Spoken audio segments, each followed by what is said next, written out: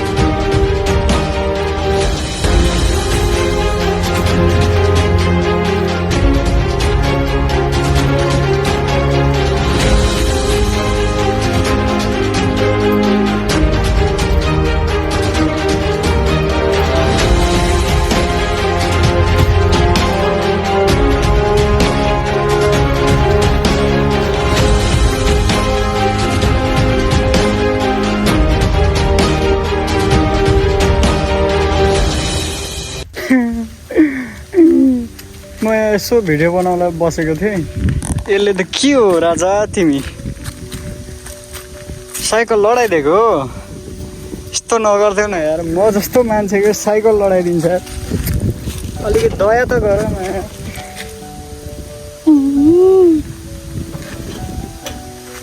लास्टै पापी यार यो हट्टेरीको हो।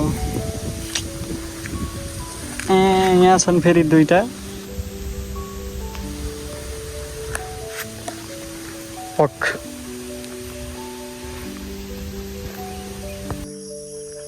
ल अहिले चाहिँ म यहाँ आइपुगेँ। यहाँ चाहिँ राम्रो छ क्या, यहाँ बस्ने ठाउँ पनि बनाइदिनु भएको छ। यो चाहिँ गाई भैँसीहरू उँधो खेलाउनुहुन्छ नि त यता जङ्गलतिर, अनि आएर यहाँ बस्ने ठाउँ, शीतल ताप्ने ठाउँ छ। यहाँ चाहिँ शीतल हुन्छ क्या घाम लागेको बेला पनि। यता पनि छ, यता पनि छ। यता चाहिँ म अहिले आएको बाटो, अनि यता चाहिँ पाडाजुङ्गी जान्छ, अनि यता अर्नाखाली हात्तीलेरातिर जाने बाटो हो। किर्खा पनि यतैदेखि जान्छ। अनि यहाँ चाहिँ आनन्दको छ होइन, पिपलको रुख छ, जस रमाइलो छ, शीतल खालको छ। अब एकैछिन बसौँ, त्यसपछि जाउँ। बाँसको रुखहरू कस्तो दामी छ होइन। म चाहिँ यतादेखि आएको, जस रमाइलो छ क्या यहाँ। एकदम शान्त छ, केही हो हल्ला छैन, गाडीको आवाजहरू छैन, मान्छेको आवाजहरू छैन होइन, शान्त छ क्या। अनि यतादेखि चाहिँ बाह्रकोटी स्कुल जान्छ। यही मास्तिर हो बाह्रकोटी स्कुल चाहिँ, जस राम्रो छ। अब एकैछिन बसौँ होला।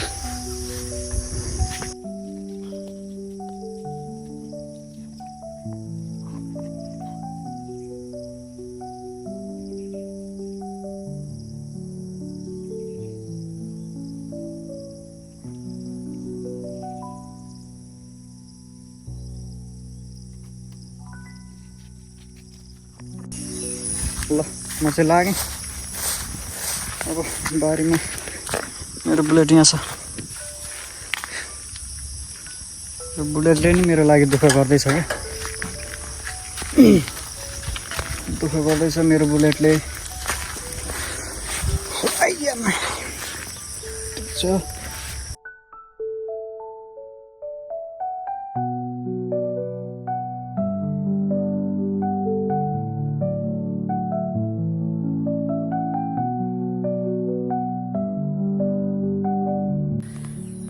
म अहिले चाहिँ बारीमा आइपुगेँ होइन। अनि अहिले फोन गरेको, अहिले त फेरि अब गाडी नभ्याउने भन्छ क्या ट्र्याक्टर। अब के गर्ने त। अस्ति चाहिँ फेरि अस्तिको दिन मैले कल गरेको थिएँ, अनि भोलि 9-10 बजीतिर जोत्नुपर्छ ल दाजु, म पानी हाल्छु बिहान, अनि त्यसपछि जोत्नुपर्छ भनेको थिएँ।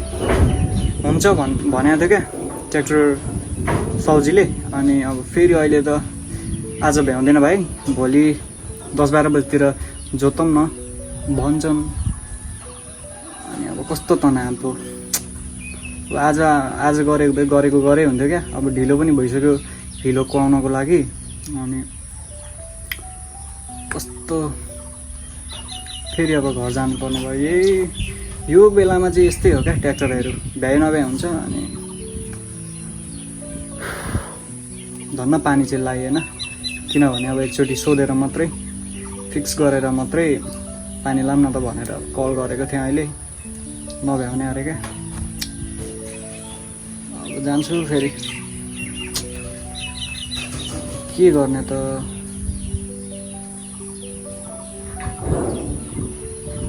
गाह्रो छ। हाम्रो खेत चाहिँ यही हो, यहाँ हो, यो बाँझो जति हो यही हो। अनि चाहिँ यहाँ छ मगर टोल भन्ने ठाउँमा छ। अब जानुपर्छ होला, अरे के गर्ने त। फेरि हेरौँ न त होइन, पानी त अलिअलि छ क्या फेरि। जोस धेरै पानी लाग्ने थिएन क्या आज, किनभने पानी अलिअलि आइरहेछ। हल्का चिसो चिसो त छ नि त, यतिको त पानी थियो। अब यतिकोमा फेरि जोत्यो भने माटै कुहिँदैन, त्यही भएर अब घर जानुपर्छ जस्तो छ। यहाँ गाई बाँधिदिएको छन्, यता माथि चाहिँ अलिअलि चाहिँ हिलो कुहाउँदैछन्, कसैले बाँझो जोतेकै छैन होइन। अब जानुपर्छ जस्तो छ। अब तल्लो खेतमा निस्किनु त एकचोटि के छ। ल यो चाहिँ अर्को खेत, यो चाहिँ माइलाको खेत हो। यो सबै मैले गरेको है माइला, यो मान्छे लगाएको होइन नि। फेरि यो आली साली सबै खनेको मैले, आली लगाएको मैले, त्यही भएर यसो पैसा पठाइदिनु पऱ्यो क्या, महिनाको 20-30 हजार होइन। ल यहाँ चाहिँ हिलो कुहिँदैछ। यहाँ त अस्ति पानी लगाएर जोत्यो नि त, त्यही भएर यहाँ चाहिँ मजाले हिलो कुहिँदैछ। यहाँ बिउ राखेको छ। माथि चाहिँ अलिकति पाइएन, यहाँ त ठिक छ, हिलो कुहिँदैछ। पानी पनि यहाँ त छ, अस्तिको दिन लगाएको हो, यहाँ त छ, टेन्सन छैन। अब एकैछिन यहाँ बस्छु, घाम लाग्यो अहिले त फेरि दामी घाम लाग्यो।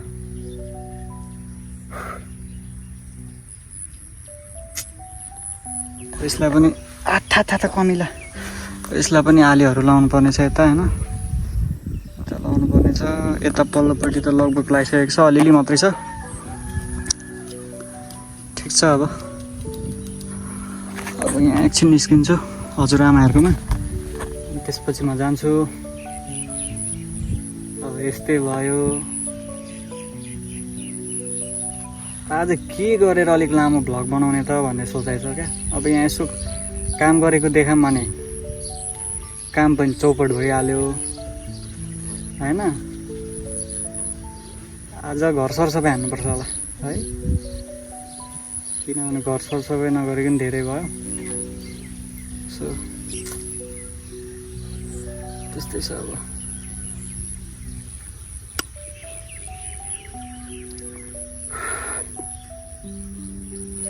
ओके, एकछिनबाट भेटौँ है त। के हो यो? ए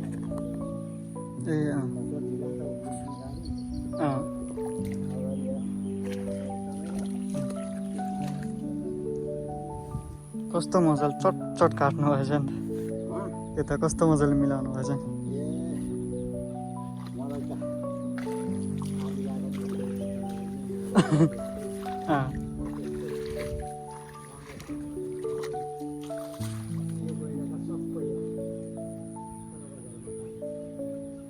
मल पनि हुन्छ है कोलालाई।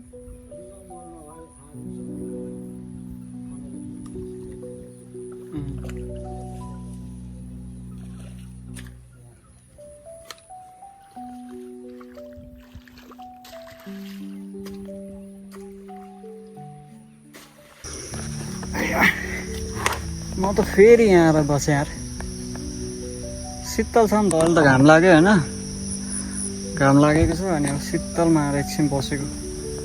हजुरबा काम गरेको गरे हुनुहुन्थ्यो, अनि अब एकछिन ठिक्क म जाँदा काम पनि सक्नुभयो, अनि एकछिन बस्यो, गफ गऱ्यो। अनि अब घर लागेको होइन, घाम अहिले मजाले लाग्यो। हावा अलिअलि मात्रै चल्दैछ। जिन्दगी यस्तै छ, काम बनेन, बिना काममा तलमाथि मात्रै गरियो। ठिक छ। अब घरमा गएर भेटौँ। अब फेरि अब घरमा गएर बनाइएन भने आजलाई यति नै भन्नुपर्छ होला। कस्तो दामी हावा आयो फेरि अहिले, साह्रै शीतल दिन्छ अरे पिपलको रुखले है। हावा चल्दैछ नि।